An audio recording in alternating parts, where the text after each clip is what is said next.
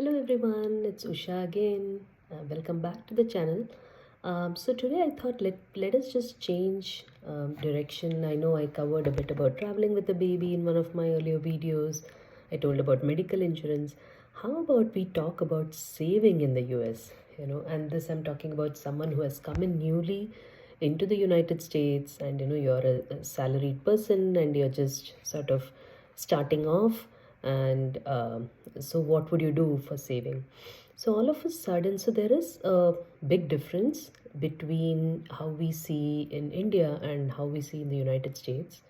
So one thing is there are very few avenues to really save here. Till you really get a grip of what's going on, it is quite difficult.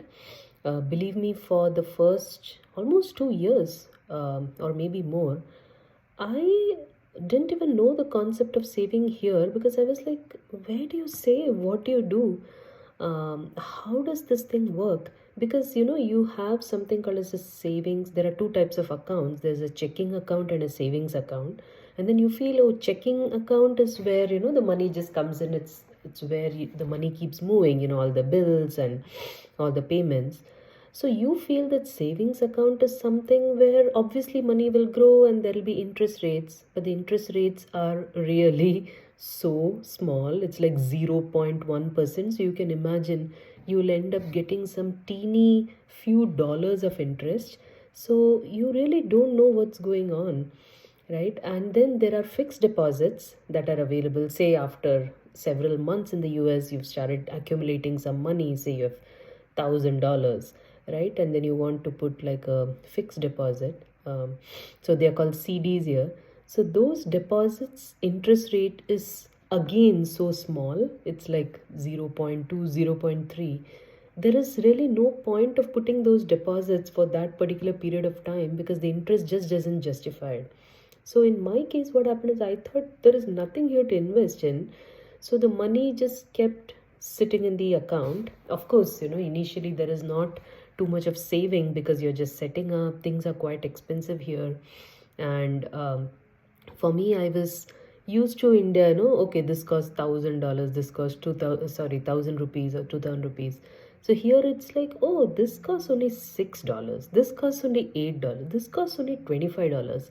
It takes some time, maybe a few weeks, to understand that $25 is a lot of money in the US, because we just sort of try to think of it as $25 is 25 rupees, $100 are not at all, not at all. Yeah, right. So here it does mean something. So I do remember once my husband said, hey, why are you getting this thing for, $3? We can get it for 50 cents somewhere. And I was so upset that day. It was just my, I think, second or third week in the US. I'm like, come on, now we are just talking for 3 rupees. I started converting it. And then it took me some time to realize, oh my God. At another time, there was a rug I wanted, a small rug for $125. I thought 125, it's nothing. And then later on, I realized you get large rugs for 40 bucks, when you're starting off. But anyway, just some small. So, as far as saving goes, so one thing is your company might offer you 401k. Okay, 401k is like the PPF we have in India. So many times the companies also match it. What it means is if you contribute $100, the company might contribute $10, right? And which is not a small thing at all. Even if the company contributes $5, it's 5%, right? Even if the company contributes $4, it's 4%, right? Which is way more than the interest rate that I told you about, and it compounds, right? And then the $104, $105, or $110 will grow together. So if you have a 401k, definitely invest in it, right? Then just see if your company offers FSA or HSA, right? A flexible spending account. So a flexible or health saving account. So so you can have those kinds. So those are actually savings in an indirect way, because when you put it in that and then you use that money, right, for either health purposes or for childcare, or at least you don't have to pay taxes on it. So what you're saving is the tax amount on those dollar numbers.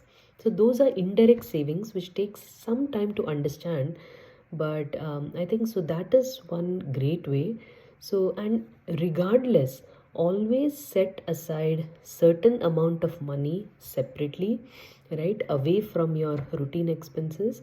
Keep it at least in a savings account temporarily, and then eventually you can decide, whether you want to put it in stocks. You can put it in mutual funds.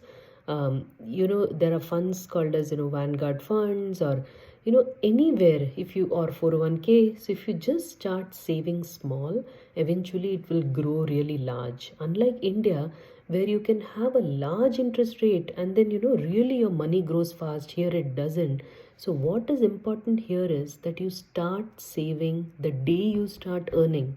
If you come to the US in the 20s, that is the time to save, right? I will make another video later on just to say, how you can plan your finance in general, not like in great technical detail, in general, from 20s to say 50s, right? So then because here timing is key. I didn't know it, right? I wasted the first several years not saving properly, and then I realized that, oh my god, I don't have enough money to buy a home. And I was like, I've been here for some time, then how come I'm not able to? And then I realized it's all a question of timing. Had I done it earlier, the whole thing would be different. I did start it immediately as soon as I realized. And then I could see the way the savings kept increasing, which is why I thought I should share it with everyone. Please don't waste those 7 years like I did, 5 or 7 years like I did, but please save from day one. The day you start earning, that is the day you start saving.